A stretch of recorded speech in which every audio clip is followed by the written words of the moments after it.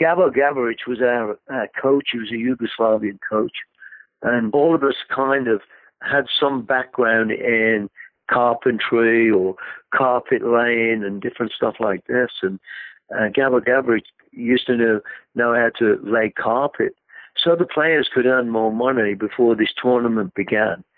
We used to go down there, and we even laid down the indoor-outdoor carpet in the Tau Palace so that we were ready to play on it. So for a week before we got to practice on it, we had the opportunity to go down there, earn some extra money, and help lay the carpet in the Cow Palace before we played on it. So if there was some kinks in the carpet, it was our fault, nobody else's. Welcome to Good Seats Still Available, a curious little podcast devoted to exploring what used to be in professional sports. Here's your host, Tim Hanlon. All right, let's do this. How are you, folks? It's Tim Hanlon, and it is Good Seats Still Available, that curious little podcast that is devoted to what used to be in professional sports. Welcome back. If you've returned for yet another scintillating episode, we thank you for coming back. And if it's your first time here, well, let's hope we can delight you for the first time. And we appreciate you somehow figuring out how to find us. Today, we are back on the sport of soccer, as we are wont to do. And we are yet again joined by a National Soccer Hall of Famer. Paul Child is our guest, and a legend in the North American Soccer League, the major indoor soccer league. Yes, and even a spell in the American Soccer League for a little cup of coffee, as well as the first time we've talked about it, the CISL, the Continental Indoor Soccer League from the 1990s. Paul Child has been there, done that during the 1970s, 1980s, 1990s in the sport of professional soccer in the United States, even a couple of games with the U.S. national team, while not even being a U.S. citizen. We'll get into that story, and among many others with our guest, Paul Child. He of places like the Atlanta Chiefs, both versions, the San Jose Earthquakes, where he was a breakout star, the Pittsburgh Spirit of the MISL, and a number of other places. Paul is a legend on a number of different fronts. Was the number 5 leading scorer in the North American Soccer League back in the day, and a prolific goal scorer, all around stellar guy, and has lots of great stories from his various stops in both indoor and outdoor soccer and his Hall of Fame career. We'll get into that in a couple of seconds with our guest, Paul Child, coming up in just a moment. But first, of course, we need to promotionally remind you that Audible is our friend and our sponsor, and audiobooks is what Audible does, and probably better than anybody else out there on the planet. And we encourage you, of course, to give Audible a try at audibletrial.com/goodseats. And by going to that link, you will be able to enjoy a free audiobook download and a free month's worth of the Audible audiobook service. 180,000 plus titles to choose from. And there's just literally hundreds of titles that seem to be popping up on the Audible service every week. And I dare you to find I dare you to not be able to find a title that will interest you and your earbuds. Again, it's audibletrial.com/goodseats. That's where you're going to get your free 30-day trial of the Audible audiobook service, and most importantly, a free audiobook download for you to listen to completion. And you can cancel at any time. We thank Audible for their sponsorship of this show, and we thank you for giving them a try as well. You know how much I love audiobooks, and here's a great way and a great excuse to get some for yourself. audibletrial.com/goodseats. Thanks for giving it a try. Okay, we have dispensed with our promotional messaging, so let's move right on to our chat with Paul Child, live and exclusive from Pittsburgh, PA, here on The Big Show.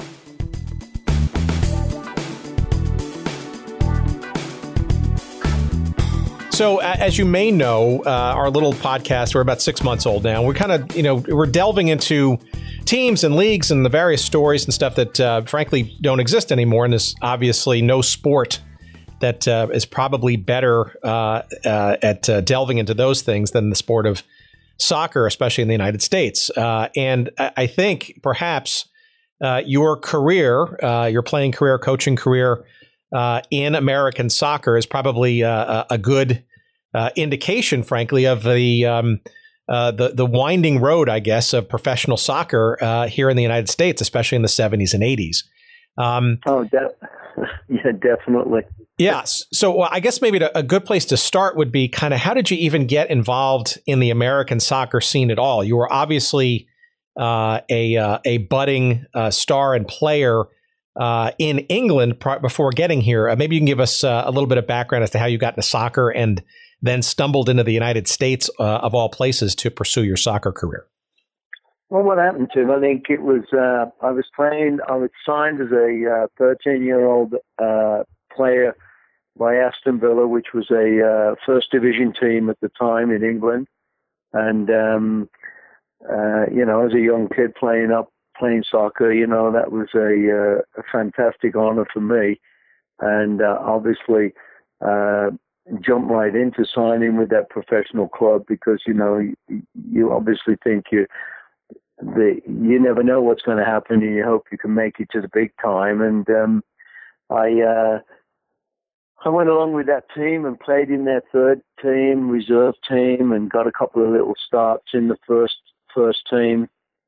While I was playing there, my coach, who was Vic Crow, who came over here in the 60s,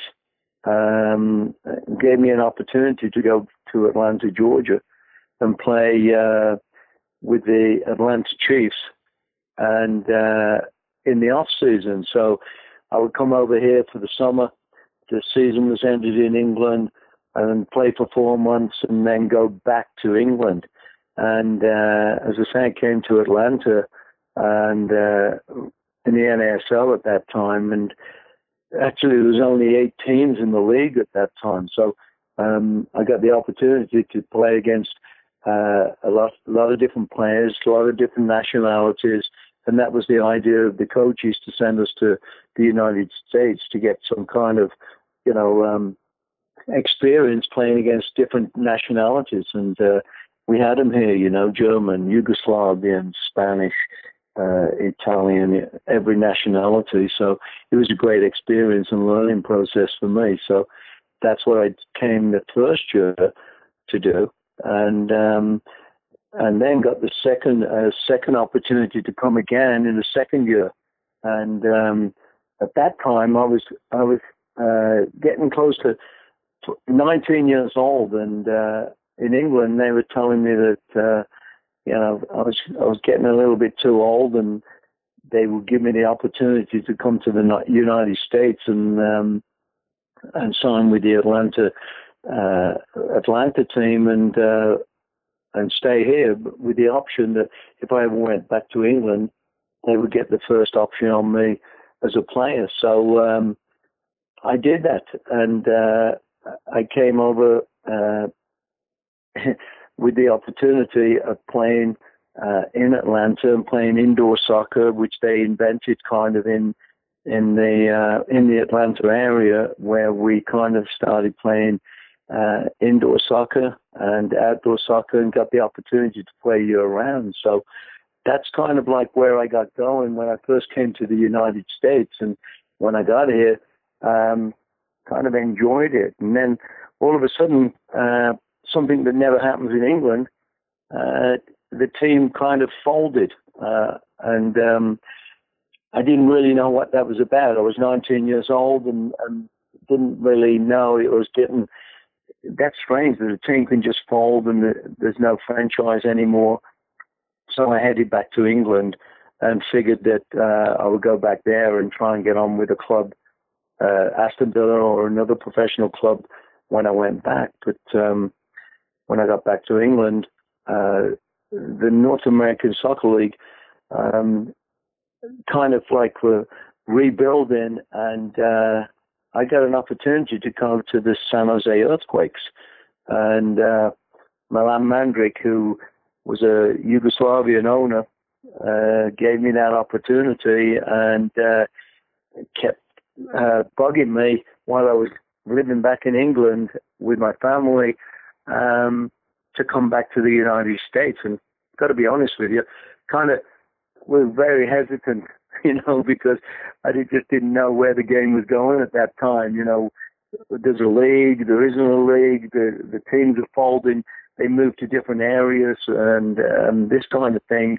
So I think it took about a month or so before I was living with my in-laws, and that kind of helped me make my mind up to get back to the United States and join the San Jose Earthquakes, which I did in 1974. All right. Well, before we get to the San Jose story, which is clearly seminal in your career because it was a huge uptick both for the league and for you at that point. But I want to get back just for a second to you're playing with Villa, and you've got the opportunity to take a loan for the summer and do this summer soccer thing with Atlanta in 72, and then coming back, I guess, as a full-time player with the then renamed Apollos in 73. What was your expectation about what American soccer was at that time, even before you got here? And maybe you could give our audience a bit of a sense of what it was kind of slugging it out in 1972 and 73, right? The league itself, as you learned, had literally been on life support, just a couple of years earlier down to 5 teams and was kind of trying to build its way back up. I can't imagine that you felt the most comfortable about just sort of jumping in, or maybe it was naivete because you were so young. I think that's what it was, Tim, to be honest with you. I was so young and just thought that it was a great opportunity. I think when I first came to Atlanta and started playing in the U.S. was I just foreseen a great opportunity. I just thought that the game would grow, and I thought that this game would be a lot bigger than it's taken such a long time. But I thought it would get together within the next 8 or 10 years, and I thought that I could be a part of that too. So I think when I first came, I kind of was very hesitant and didn't really know, very naive, and didn't know what was going on. But after that first year, I thought that the potential was here, and I thought the game was going to really grow at some stage, and it actually did. But it was kind of like I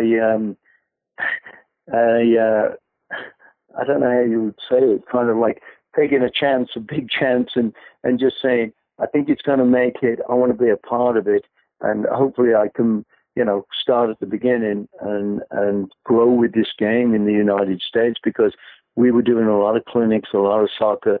There was a lot of kids playing the game. It just wasn't that popular as a professional sport at that time, and we were starting to get recognition as the NASL started growing. And I just thought I could be a part of that and grow with it, and have that opportunity again, because the second year that I came here with the Apollos, that was the year that I kind of came as a full-time player, and really, then that was the time that I thought the game was going to really take off, and within 4 or 5 or 10 years, it would be, a really big sport in this country, and it just has taken a lot longer, and it finally got here, and it's still growing, but I think that I just wanted to be a part of that, and it was a great opportunity for me, and also kind of like rejuvenation for my career, because I left England at 19 years old because they were telling me at the club that I was getting too old, and that they didn't think there was an opportunity for me to get into the first team, but you were welcome to go to the United States. So I think what it was, I kind of like hit the bottom of the barrel when they told me that, and got this opportunity to come to the States, and thought that I can change that around. And actually, lucky enough that I had a lot of great things happen to me and got to play with some great players and change that around. So it was kind of like the never give up and get to the United States and grow with the game that was starting to get more and more popular in this country, you know.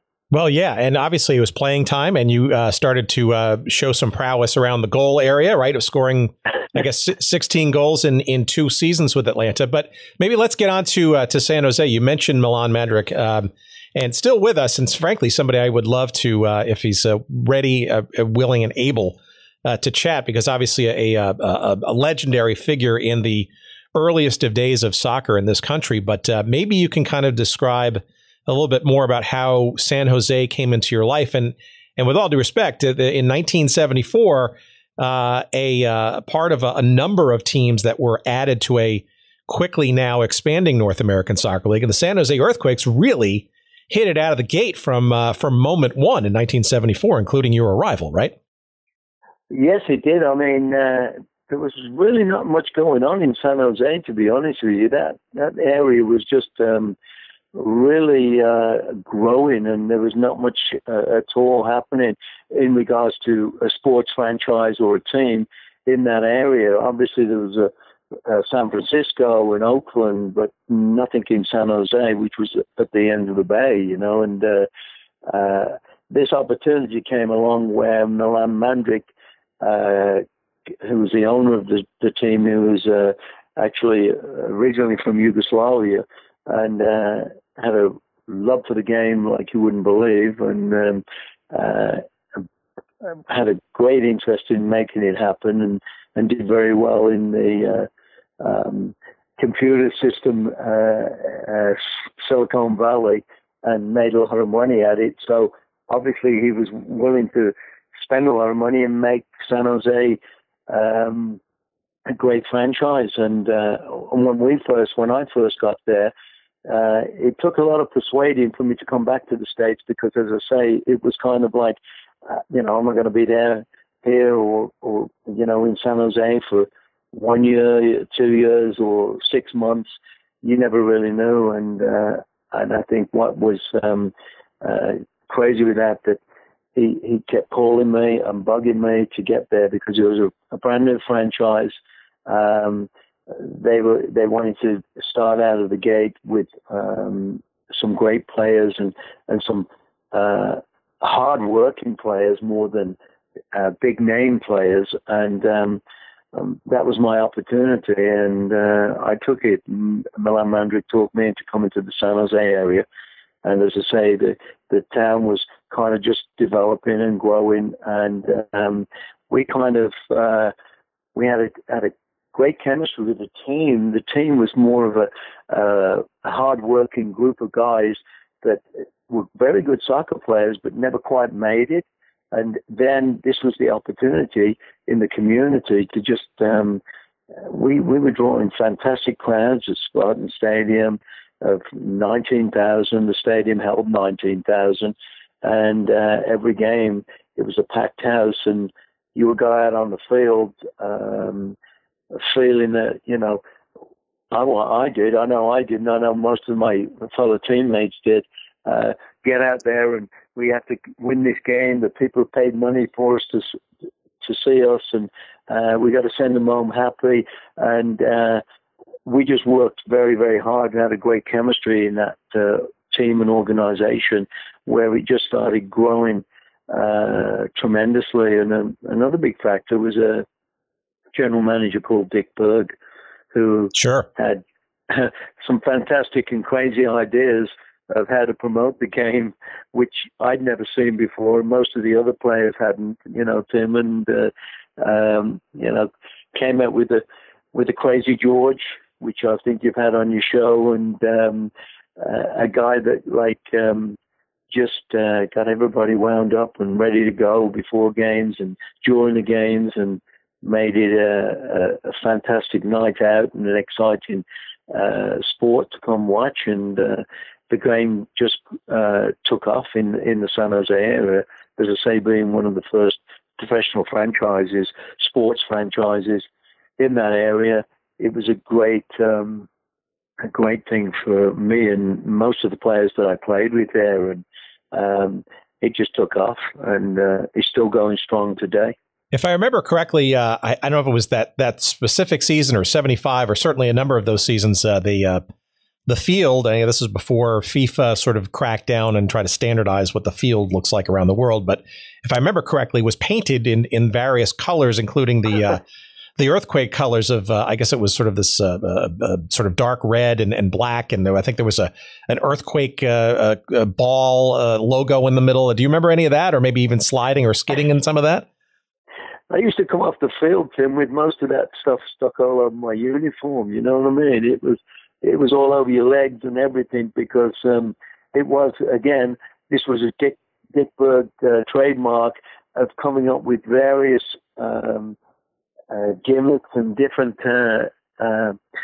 things for the game and the fans that just shocked everybody, or was a new wave at that time. And yeah, you're correctly right. The penalty area was dark red. The lines were in black. I think they had to go through a lot of hula to just try and get that to happen, because, like you say, FIFA didn't want that.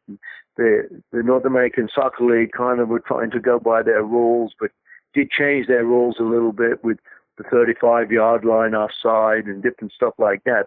So I think it was kind of like a bit of a shock to the soccer world when you see the field painted the way it was. But boy, did it create a lot of publicity and a lot of washing for the equipment guys, because most of the uniforms were covered in all that stuff. And I always remember going back into the locker room at halftime and trying to wash a lot of that paint there you'd slid in the penalty box and stuff like this. But yeah, that was a kind of a crazy time, but what a great publicity for the club.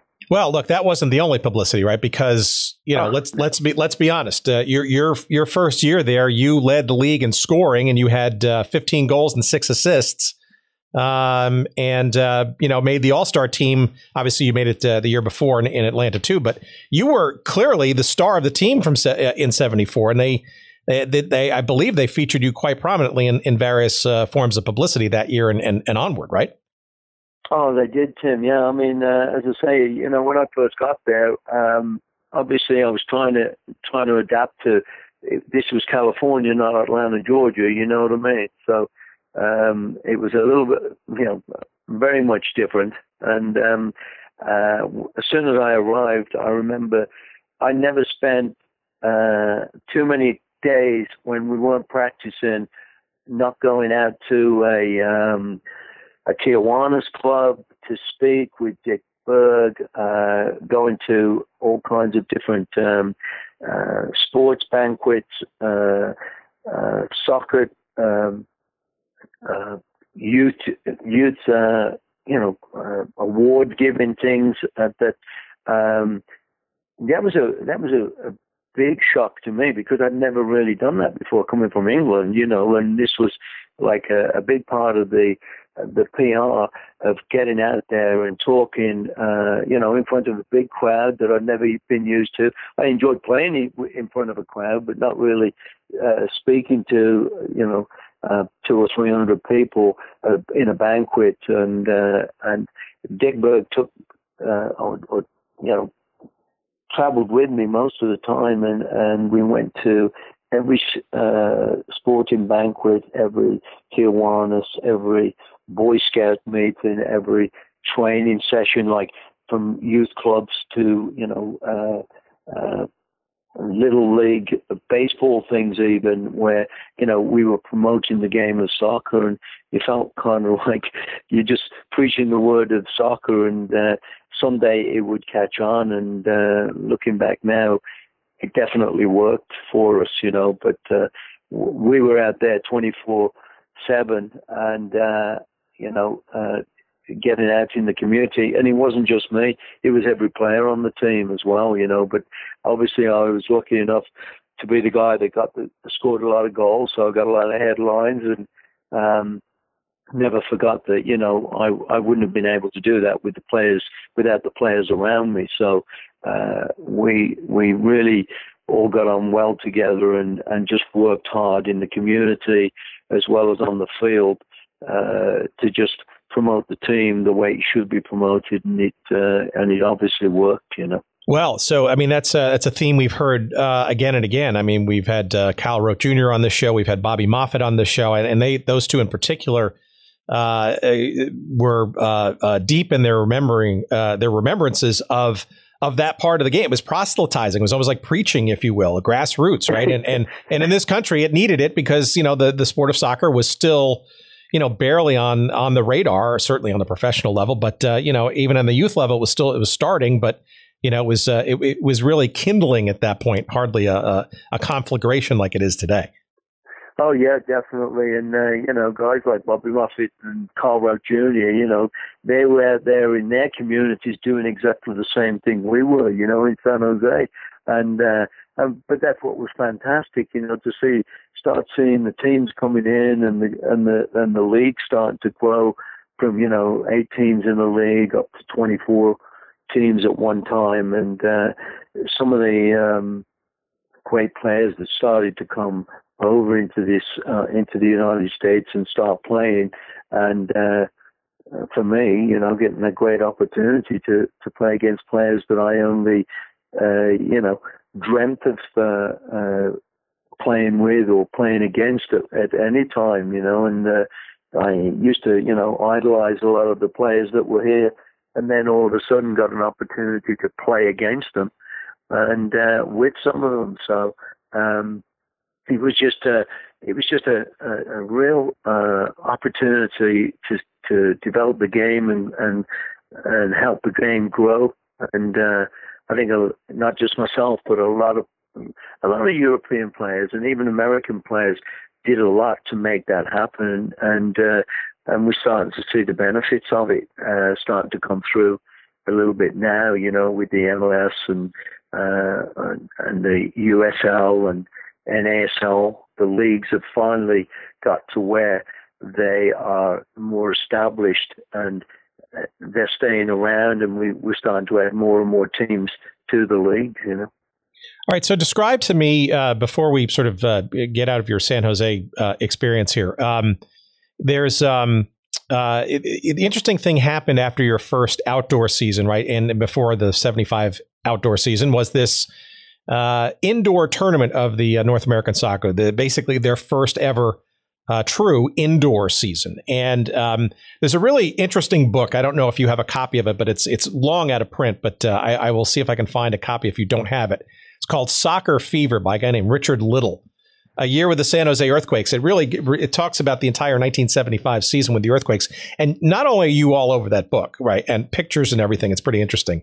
But I'm fascinated by, it starts pretty much with the indoor season of 1975. And I don't know how much you recollect of this, but, and obviously indoor will be a bigger part of your career as we talk about it a little bit later. But I look at some of those pictures of those games at the Cow Palace.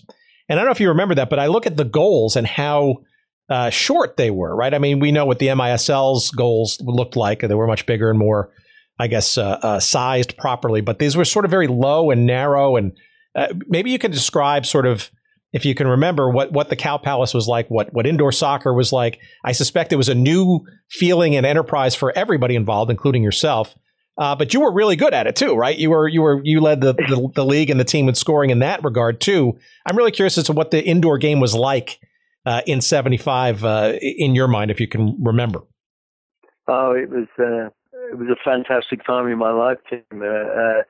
I loved the indoor game because there's nothing better than when you took a shot at the goal and the ball would come back to you, or you use the walls as a teammate and you play 1-2s off the walls and around goalkeepers and get shots.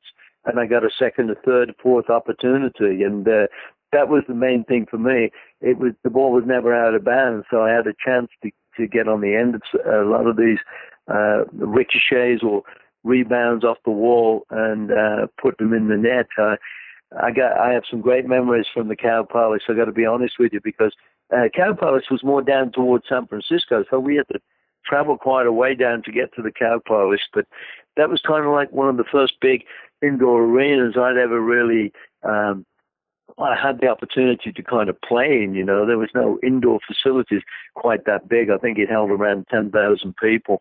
And we went down there, and actually we started practicing there. I think it was like a week or 2 weeks before the tournament started that we were holding there. And I think we played against the Tampa Bay Rowdies, and there was a couple of other teams in this tournament from the North American Soccer League. But I loved this game. I thrived on it. I just loved the speed of it and the opportunity to score goals.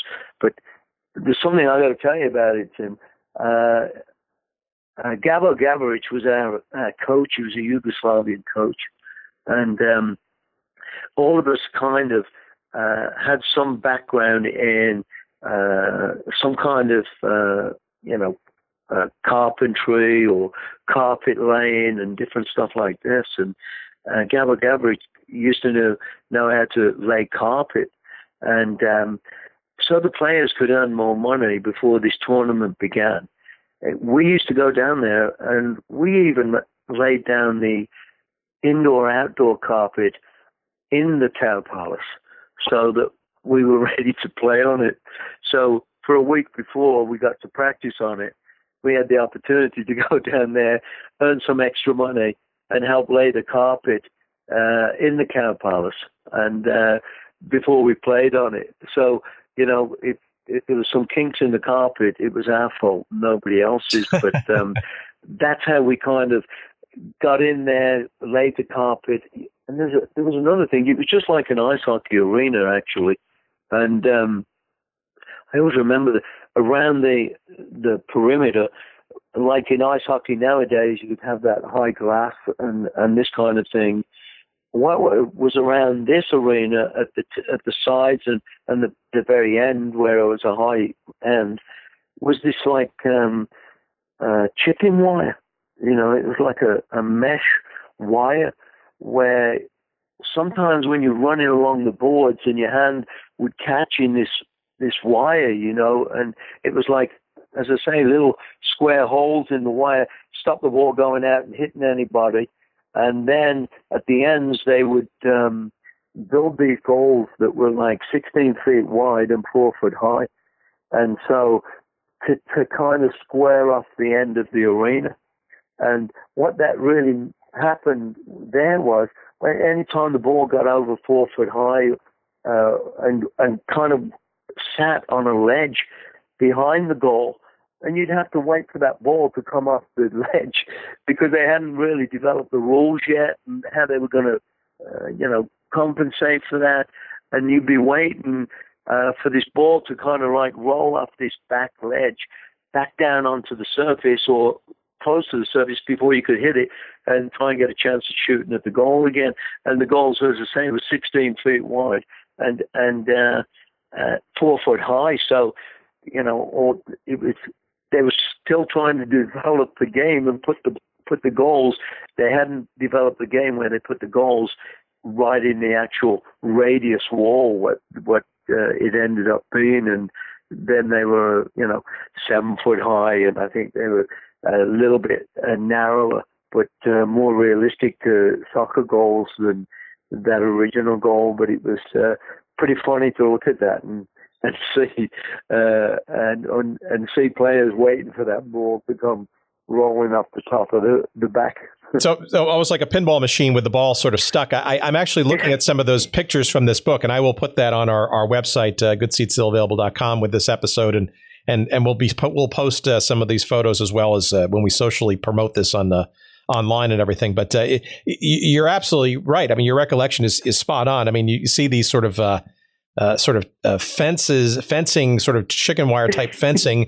It's where the plexiglass would be in today's modern game. And then you see basically like this cage, which is really this goal kind of thing. And the ball literally could sit on top of it if it didn't roll off correctly. But it's a very interesting experiment, right? Because I got to think, that it was fun to play, even though it wasn't sort of fully formed yet. And ironic because in 75 or so, right? This was sort of a sidelight for the NASL that, just a number of years later, this major indoor soccer league, which you would play a prominent role in later, would actually truly professionalize that and make a solid go of it as a full-time enterprise. And that kind of woke the NASL up actually to do it as well after having, if you will, invented the game, with this tournament in 75. Oh, no, definitely. Most definitely. I mean, that's what was crazy about it. I think the indoor game that kind of, I think a lot of American people that were watching the indoor game at that time, they loved that game when we played it in the Camp House because, there was a lot more goals scored, a lot more goalkeepers diving, saving, ricochets, ball bouncing around, a lot more, action, quicker action than the outdoor game. So I think, that's what kind of like caught the eye of a lot of people and made people realize that the indoor game could be a big factor in this country as well. And the MISL kind of jumped on that and took off. As the North American Soccer League, as I say, they kind of definitely developed the game, but they hadn't kind of critiqued it and they hadn't figured out, how we're going to play this game and, how can we get this end of the field where we can put a goal in it where, the ball's not held up, it's continuously moving and bouncing back. And then they finally figured it all out and came up with a lot more different rules and regulations. But that was definitely the beginning and the start of the major indoor soccer league because they took it and eventually had 24 teams, I think, in the MISL where, players were playing in the outdoor league, in the NASL, or playing in the ASL, and then dropping down and in the winter months or coming to indoor soccer. So players were able to make a salary year round as well, Tim. You got to remember that we weren't getting paid a lot of money like they are nowadays. And, we were, we love to be able to play a game and get paid for it. I know that's what I did. But it was fantastic that we could play year round and go from outdoor to indoor and, continue that soccer game and the fans, building the fan base, which I think a lot of clubs did, So I think it really took off in the indoor game, and I'm a little bit surprised that it hasn't kept on going. But as you know, the outdoor game seems to have taken over now, and indoor seems to be. There's still a lot of teams playing, I know, but not at the kind of level that we were playing at in the NASL and MISL. Yeah, that's true, and there's almost a sort of a nostalgia for it. And I do know there's an effort to get futsal going, which is obviously a little, more of a purist's approach to it. But let's. I want to go back to your San Jose years because I guess being in San Jose until pretty much the end of the decade, right? You were witness to not only the success in San Jose and how that team and franchise grew, but frankly, that's what the halcyon days when the league itself was really sort of just taken off, right? And you were talking about salaries and stuff, but I'm curious to hear what your thoughts were about, how solid you thought this league was, given all of the influx of talent, like the Pelés and the Beckenbauers of the world and the George Bests of the world, and I got to think some of the money that was starting to come in as well. Did you think it was sustainable? Did you think it was here? It is finally happening. Did you see any cracks in the armor as you finished your career in San Jose and then went to places like Memphis for a year and then the reconstituted Atlanta Chiefs for another 2 years? It sounded like a little more franchise bingo again, like you experienced early on. No, you're definitely right. It was. I got to admit, when I saw that, when we had 24 teams in the North American Soccer League and the New York Cosmos, that Pelé, Beckenbauer, as you were naming, all these fantastic, Johan Cruyff came here, Georgie Best came, all the players that I had watched growing up and never thought that I would be able to play or, be on the field with. And I thought that I'd made the right decision because, I took a chance on coming to this country and thinking that it was going to make it. And I thought definitely it's there now, and salaries are going to increase, and hopefully I was going to be on that list as a little bit too, so I could support my family better and live pretty well. But I never ever thought that the North American Soccer League would go through that period where franchises started to falter and teams were dropping out of the league, and I just thought that it was just on its way and was just going to continuously grow and develop like most other countries with their professional leagues and have a Division 1, Division 2, Premier League, whatever you want to call it.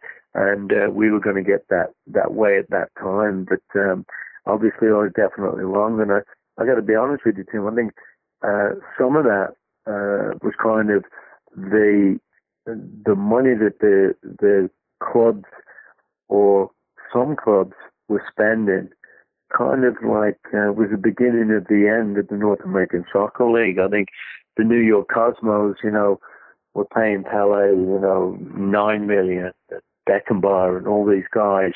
And a lot of other clubs in the league couldn't afford these kind of players. So clubs would have maybe 2 or 3 top-end players where they would come and play.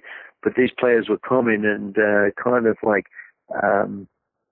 taking, using or absorbing all the money that they could, and the franchises were really struggling from it, because some of the clubs couldn't compete, kind of like with the New York Cosmos and with the Tampa Bay Rowdies and some other clubs that had big money players that could draw people. I mean, you got to remember the New York Cosmos were drawing, 70,000 people to a game, so they could generate enough money to pay their players, and their players would go on a world tour at the end of the season to all different kinds of countries because they had every different nationality player playing on it, and the season only lasted for 4 months or maybe 5 months counting pre-season, 6 months at the most.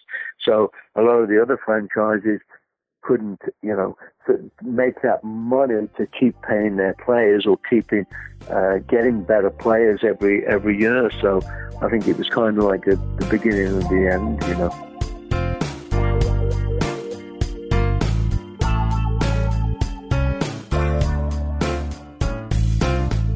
Okay, friends, sorry for the interruption. Just wanted to quickly remind you that today's episode of Good Seats Still Available is brought to you by our friends at Audible, the premier provider of digital audiobooks with over 180,000 titles to choose from in just about every genre you could think of.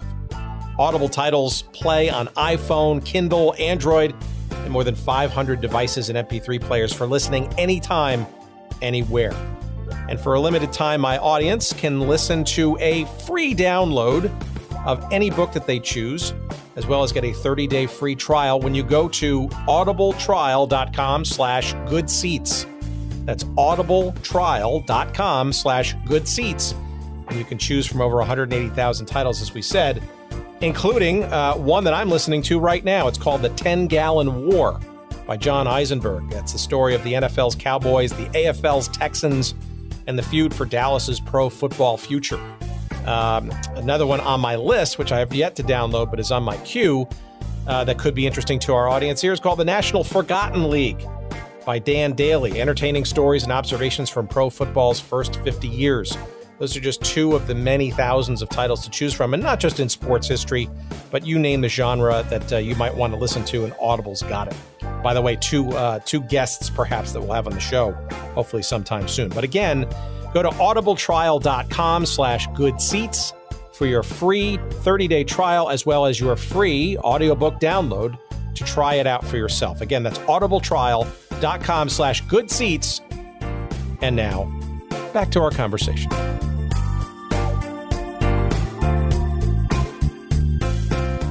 Let's juxtapose that sort of those New York Cosmos days and fair disclosure, I was as a kid, a season ticket holder for a number of years watching those games. So I'm partly to blame, I guess.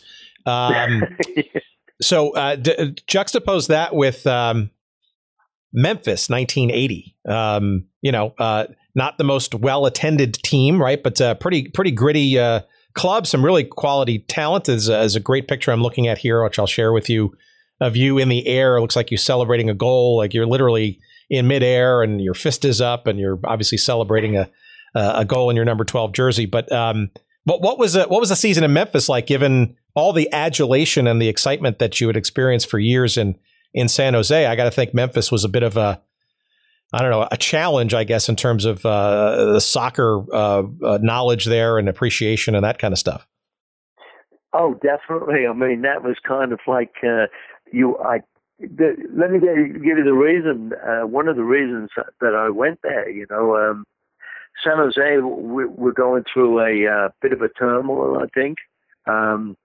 Milan Mandrick had sold the team to another new owner, and the team was struggling financial-wise, and an opportunity came around with Memphis had a new team, or a team that was a newish team, and they had a new owner, and they I think purchased me from the San Jose Earthquakes, and the ownership of the Earthquakes at that time, as I say, we got on hard times, and I think had the opportunity to make some money on a player. I was that player. The only reason I went to Memphis because I got to meet Charlie Cook, who was a great player in England at one time, and I'd seen him growing up from Chelsea. Was the coach, and he contacted me and told me that the Memphis team, we have a new owner, we're going to grow and develop this team and make this franchise. We want you to be a part of it, like you were in San Jose, and we purchased you, and I think they sold me for about $100,000, and the reason I went there, Tim, was because I had a guaranteed 3-year contract with the Memphis Rogues.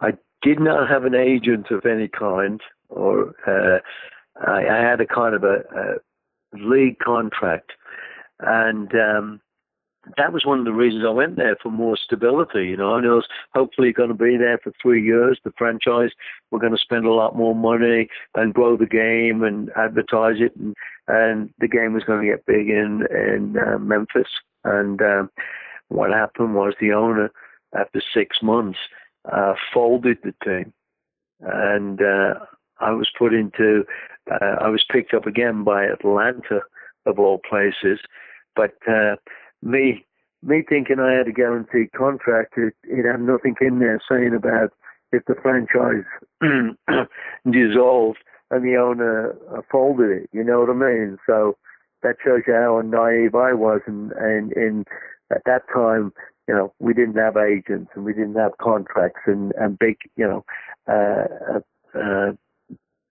attorneys representing any of us. So that was one of the biggest reasons I went to Memphis. But I had a great time there, and I got to admit that I played with some great players. But it was a kind of like going and starting all over again. And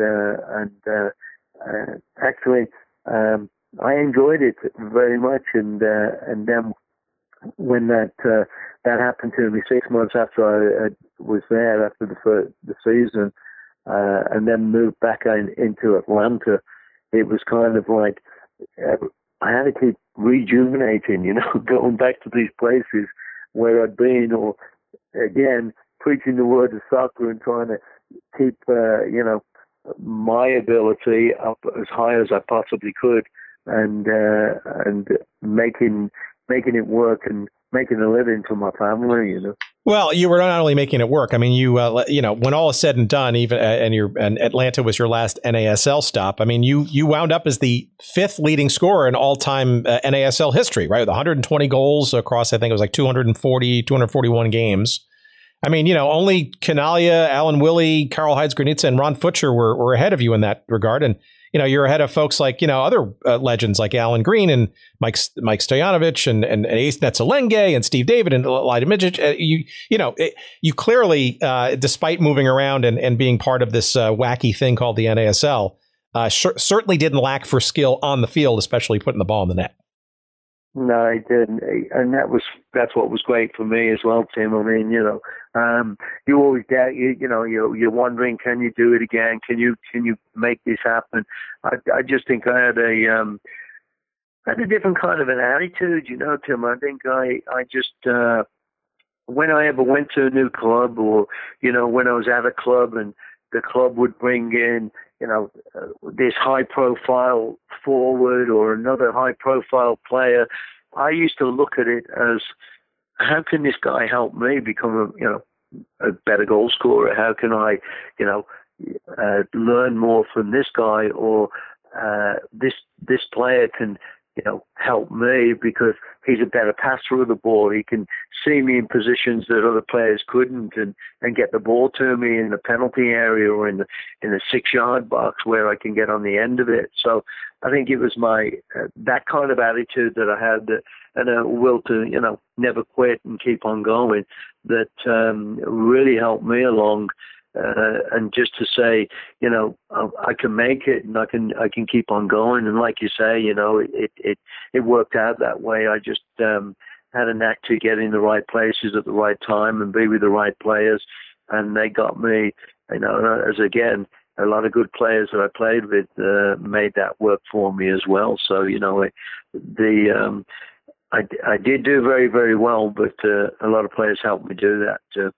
Well, Atlanta got you playing the indoor game again, obviously with also an outdoor. And we had Chiefs general manager at the time, Terry Hansen, on a previous episode. And we were talking about the interesting story about how the team indoors outdrew the team that played outdoors, which I find incredibly interesting, but maybe even a hint or a testament that, at least in that era, that time, this indoor game was a little bit more exciting and peppy and maybe of interest to the American sports fan than the somewhat more of an outdoor game. Were you sensing that indoor was kind of where the action was going when you were there? Well, I definitely felt that way because, as the teams were dropping out of the North American Soccer League too, the franchises were kind of dwindling away, and I think it was down to 8 or 9, I can't remember exactly, but 8 teams. And when I went back to Atlanta, we actually played a game there and had 12,000 fans there,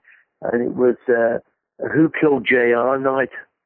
If you remember, Dallas was a big soap kind of opera, that they played a game on the night that J.R.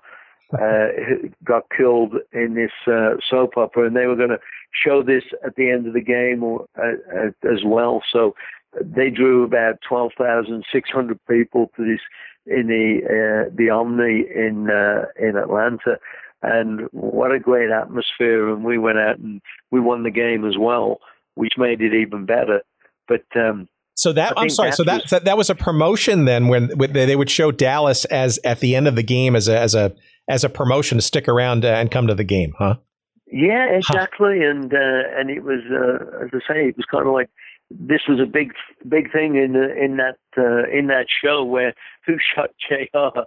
and it just, I don't know whether, I hope they were coming to see us play, but not just to see Who Shot J.R. But you would hope that they I think the idea was to get as many people there as possible, and those people that were kind of hesitant to come to a game but got an opportunity, and the tickets weren't super expensive either, you know what I mean? So to expose them to the indoor game, and I think that kind of took off as well, where the MISL caught on to that, and then that's where the MISL started coming around, and then after Atlanta, I was there for a couple of years playing in the outdoor league. We were Ted Turner was the owner, which was a different kind of an owner, but he owned a bunch of different franchises in Atlanta.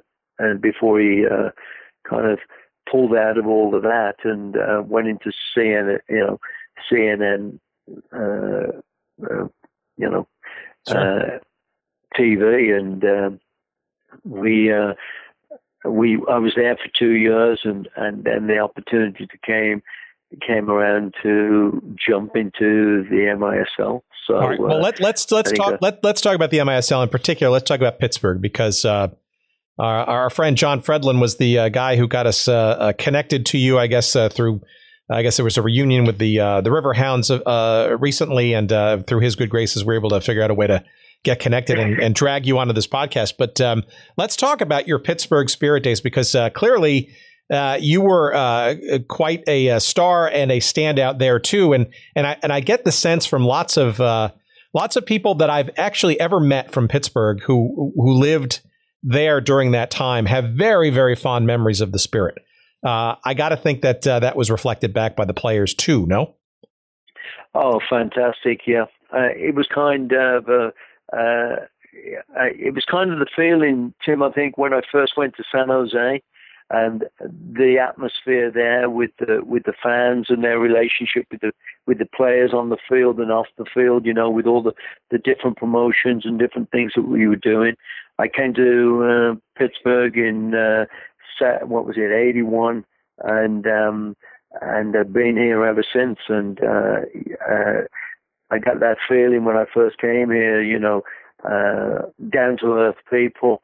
They like a hard-working player, I'm going to go out there, I'm going to give it everything I've got, kind of like the Steelers mentality, and we were playing indoor soccer. That was a new sport here, and at that time, if you think about it, there wasn't cable and all this kind of stuff. There was free television networks, and we were mainly on those television networks all the time, just as much as the Pirates and the Steelers.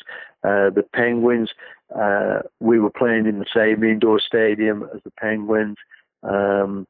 We used to draw about 10,000 people at that time, and they would draw about 5,000. So the game, again, kind of took off here, and I was lucky to be a big part of it, because, as I said, I love the indoor game, because it just, I just lit up when I had the opportunity to, use the walls as a partner, and the quickness of the game and the rebounds and the opportunity to get and score lots of goals. And I think that's why it really took off here, because, the average goals in a game were about 13 at that time. So, compared to the outdoor game, we used to see a 1 or 2-0 game. That's what caught the attention of the fans. And I think that's another big reason of why it took off. But again, we had a great group of guys that came from a lot of different nationalities, and adapted to the indoor game, coming from outdoor, and made this really an exciting time in this area. And to this day, I still get a lot of people coming up to me, and usually they're kids that I met during the games or at halftime or after the games and signing autographs, who now have kids that, they're trying to introduce me as their hero as a soccer player. And a lot of these kids look at me and think, who's this old guy, But the parents have just been brought up with that, and they love the game, and they, never stop coming up for autographs and wanting to talk about different games and situations that happened in the indoor game. Any players that you remember fondly? Certainly Stan Terlecki was obviously a huge goal-scoring threat along with you. You had John O'Hara on that team. You had Helmut Dudek, and a lot of folks. Yeah. Oh yeah, I mean, some fantastic players. Not just Stan Terlecki. I mean, Stan Terlecki was a fantastic player, a different kind of a player. The indoor game, he just exploded when I played with him the first season. When we first met, and they brought Stan in, we could play with a man down, and Stan and I would play together, and I would get to the far post, and Stan Terlecki would find me, and the biggest problem I had after this first year was Stan realized and I think the ownership made a bit of a mistake. They said to Stan, for every goal you score, you get a bonus of $100 or whatever it was at that time. And then Stan stopped passing the ball to him because he wanted to score goals to make more money. But I think what was crazy with that was he was a fantastic player. We had 3 different lines. So then we had a Polish line where we got some great players like Adam Topolsky, Gregor Stojek, Ian Sibiz. We had on that kind of a line, there was a Polish line, and then a kind of a European line where, and actually John O'Hara played on the Polish line because he did so well as a defender, as an American player with those guys. And I played with Dave McKenzie, Johnny O'Hare played with us now and again, Marcio Liete, just a bunch of different nationalities that, came in, and we had a great rapport with the fans as well. I mean, we just, it took off, and we were drawing some great crowds, and we were on television all the time. We had a lot of games at that time. I think it was 48 games in a season, and I think we made the playoffs once or twice, but other than that, we were doing great attendance-wise compared to the Pittsburgh Penguins, and the owner at that time was DiBartolo. Yep. And I think what was the downfall of the Spirit was that Mario Lemieux came along, and the Penguins had him picked him in the draft, and that was the change that really happened, where the ownership kind of went to ice hockey instead of the indoor soccer game. Else, who knows where it would have been today, looking at the NSL. You also then played a season with the Blast and in Baltimore, and the LA Lasers, your last MISL team. But you also snuck in an outdoor season with your old counterpart at the Tampa Bay Rowdies, Rodney Marsh's Carolina Lightning. That was must have been an interesting story too, because they had won, I think, in '81 previously, the year before you played the ASL championship. That was, I guess, your last real outdoor season experience, but I guess really the only chance to play outdoors, given the increasingly full-time schedule that the MISL was now undergoing. Yeah, that was true. It was getting more and more difficult to try and play indoor and outdoor, Tim. It was just too much. And obviously you're getting older as well, and your body is kind of like deteriorating. So it was getting very, very hard for players to do that. But playing outdoor and indoor year round, it was just, there were just too many games. I had the great opportunity to go down there to the Lightning. Rodney Marsh was the coach, and what a great experience that was for me. I didn't have such a good season when I got there, actually.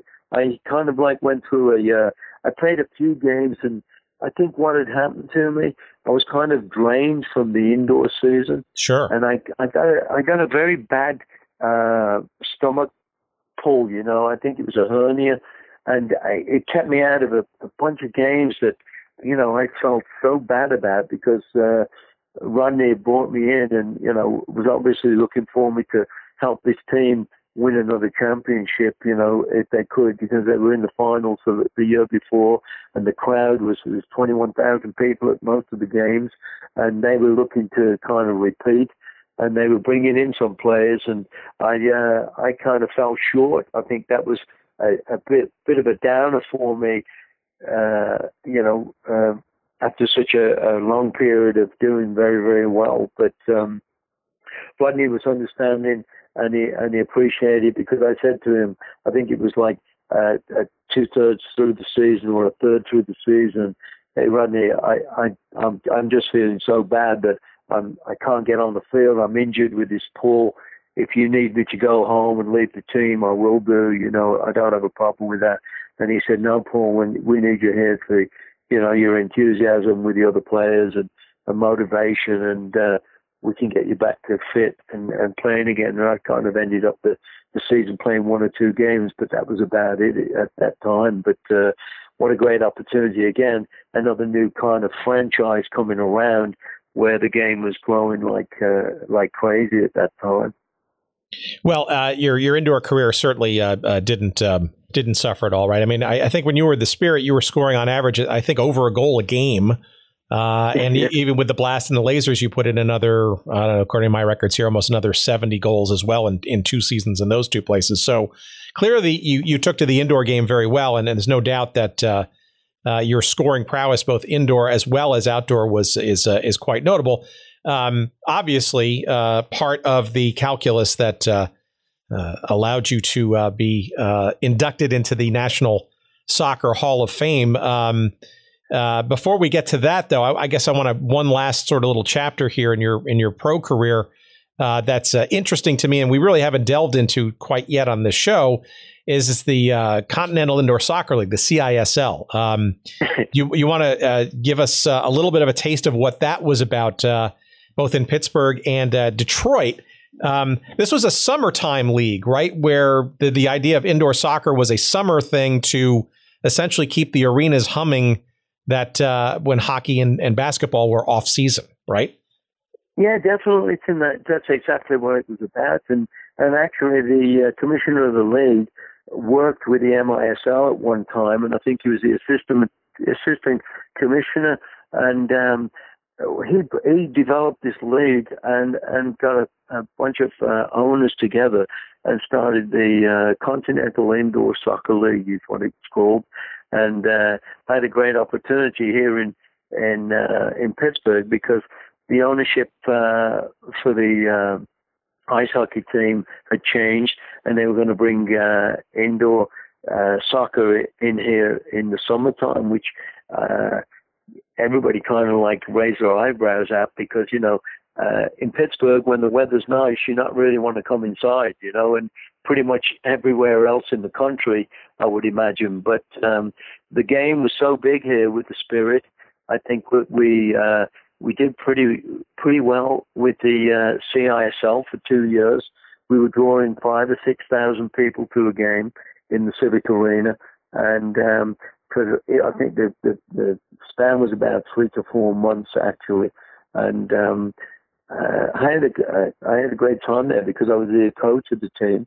I got that offer from the club and took it on, and obviously it was a big part of my life, and I knew enough about it to where we could make things happen. I thought, and we did well for 2 years, and then the franchise kind of like went out. They were dropping the team in Pittsburgh, and the Detroit Neon came around and offered me an opportunity to go to Detroit, and I went there for 2 years and finished coaching up in Detroit. But the CISL was definitely a different concept, and to play indoor soccer in the summertime.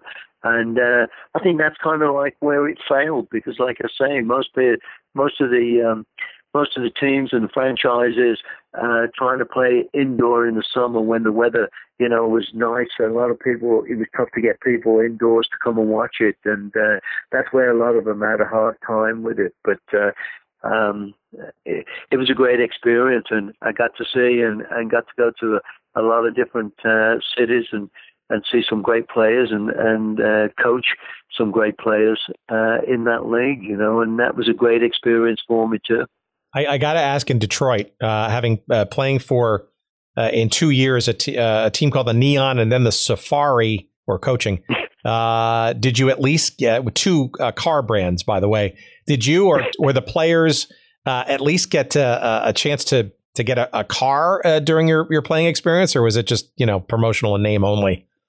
No, you're dead right. I had a Neon. And then there was a Safari van, if you remember. I don't know if anybody remembers that, but that was the obviously the connection in Detroit, the car connection, and they were big sponsors of the team, and we did get vehicles to use while we were playing. And I had a neon and I had a safari as well. Yeah, there you go. So, friends, there. If anybody younger out there is listening and wants to become a professional soccer player, you too can get a look them up, a Dodge Neon or a GM Safari minivan, probably two of the most styling vehicles you could probably ever imagine being a professional soccer player. I'm sure it was better than catching the bus, Tim. Well, I'm sure that I'm sure, but probably not much more than that. I'm sure you've got some great pictures of those vehicles and you driving in them. All right, a couple of last things, and I don't want to keep you forever here, Paul. You've been wonderful with your time. Two things. One, before we get to your Hall of Fame thing, because it's obviously a big deal and something I want to talk about. You did have a bit of a spell with the U.S. national team back in, I guess it was 73, right? A couple of games. Do you want to explain that little situation? Because I think at that point, you weren't a U.S. citizen, were you? But you were playing for the U.S. national team?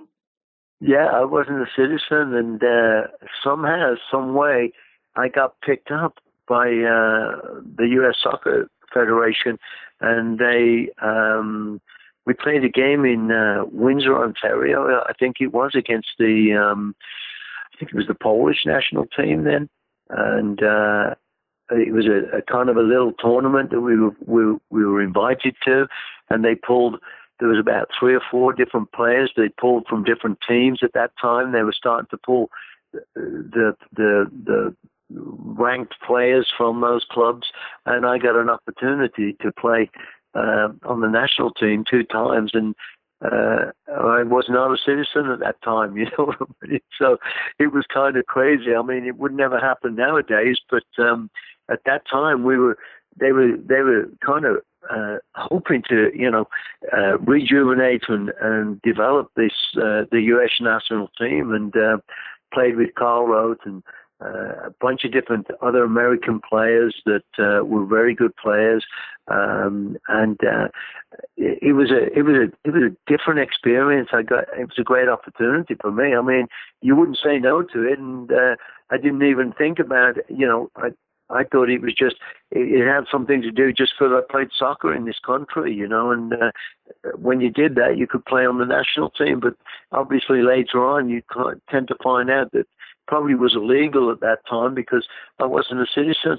So kind of crazy in that respect, Tim, getting an opportunity to play for a national team that actually won both games, which was a rarity at that time in the international game against the U.S., Well, I'm certainly happy that the National Soccer Hall of Fame in 2003 did not let that prevent you from being inducted.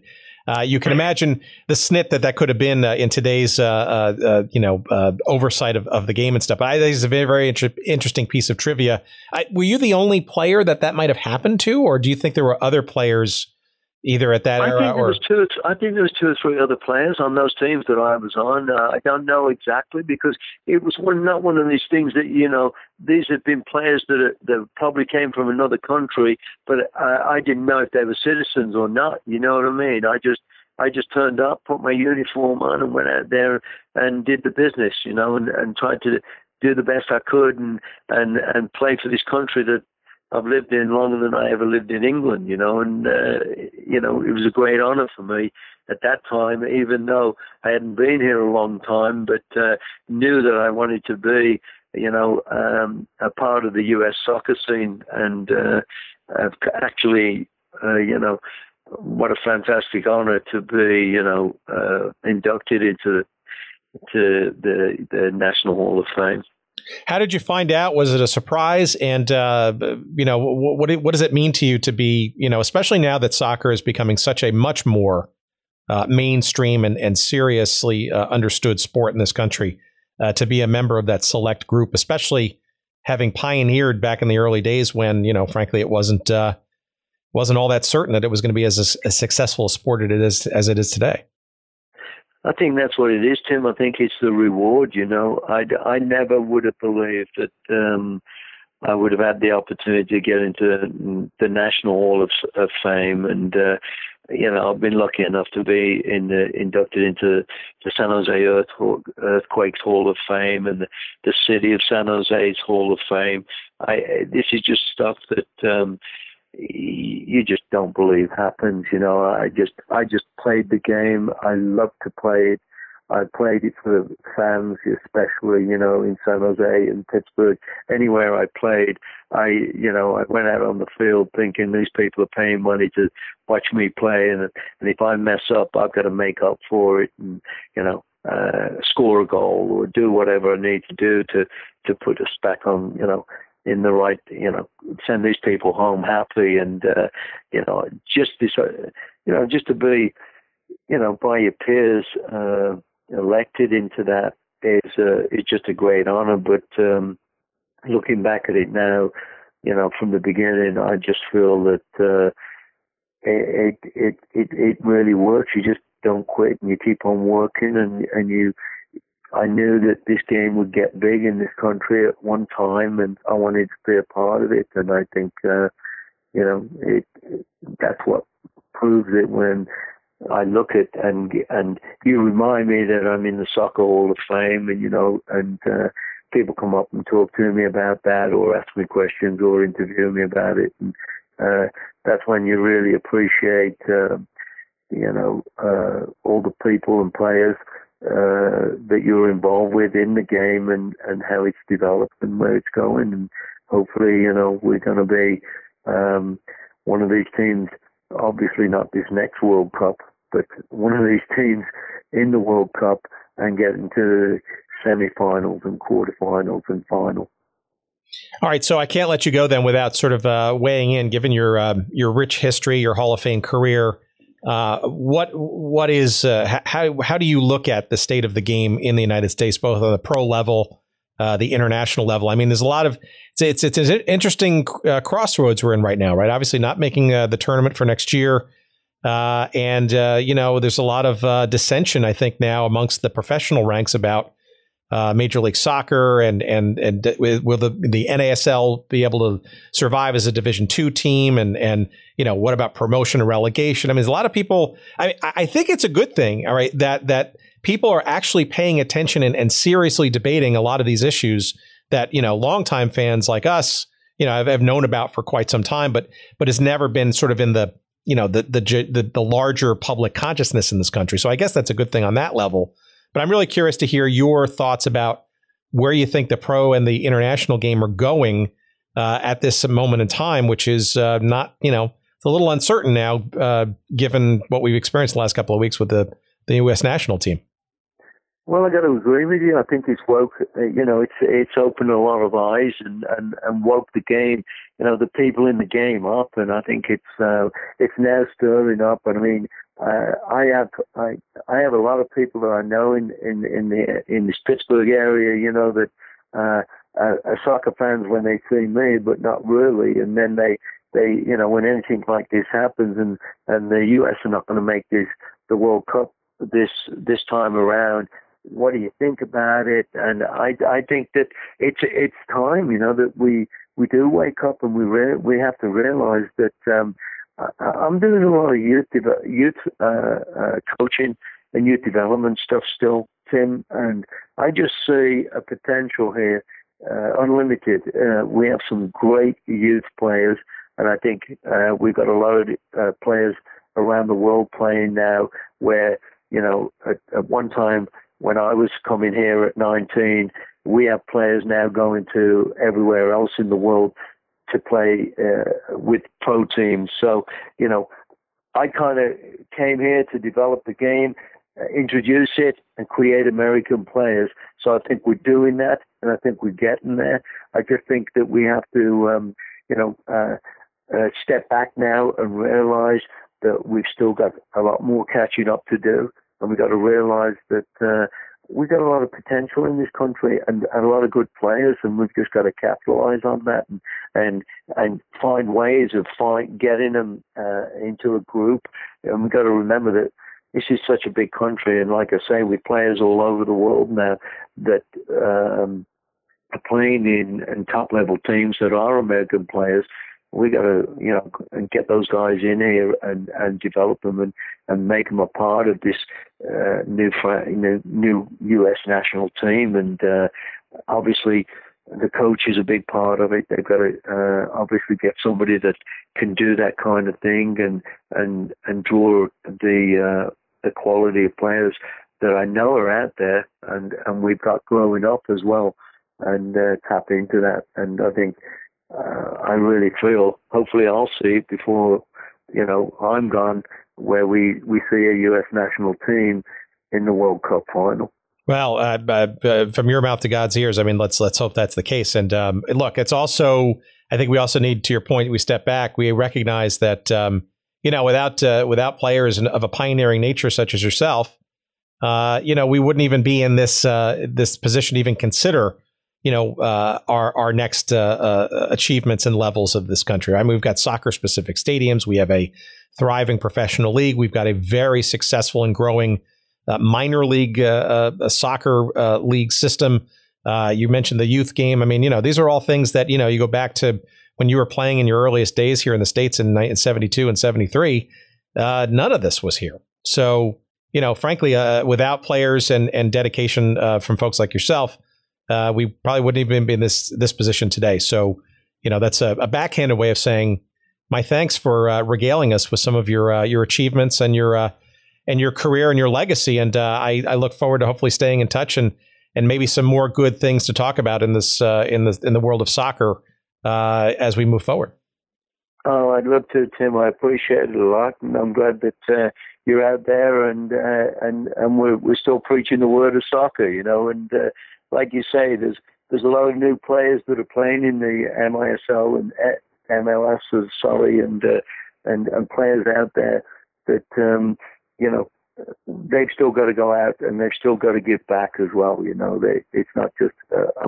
We got it going now. They've got to continue that on. So hopefully they will do that as the game grows.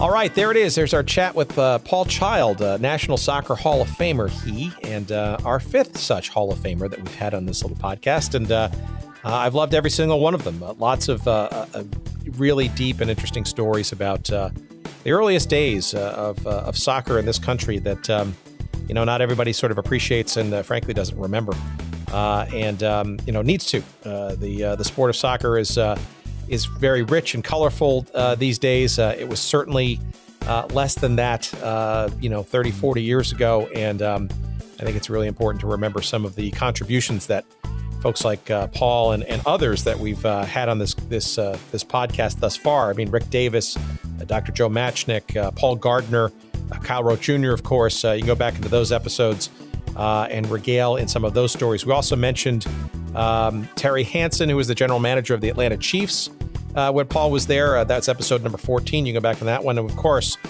who could forget Crazy George Henderson?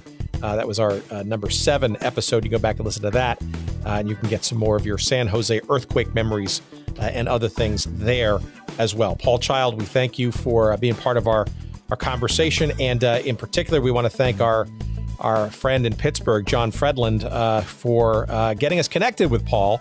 And you too can be part of the show by being engaged with us on our website at goodseatsstillavailable.com. You'll find our email address and all that kind of stuff there. As John did, you will also find our Twitter feed, of course, at Good Seats Still.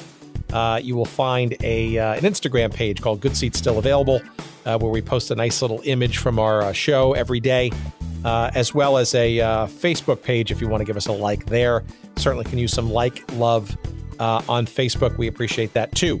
Let's see, what else? We want to thank our friends at Podfly. Of course, it's Jerry Payne, Eric Begay, David Gregerson, Corey Coates, Podfly Productions. That's Podfly, PODFLY.net. They are the professionals down in Gadsden, Alabama, that make this podcast sound as delicious as possible, despite all of my efforts to make it less than that. So we thank all the boys down in Gadsden, Alabama, and Podfly Productions. And again, if you want some help getting going with your own podcasting stuff, podfly.net is the place to go. Tell them that Tim Hanlon and or Good Seats Still Available sent you. And hopefully they will remember and appreciate that recommendation. And I think you will appreciate their services as well. All right, that's enough from me. Thank you for listening. We'll talk to you next week with another fun-filled episode. And until then, take care, everybody, and we'll talk to you soon. Bye-bye.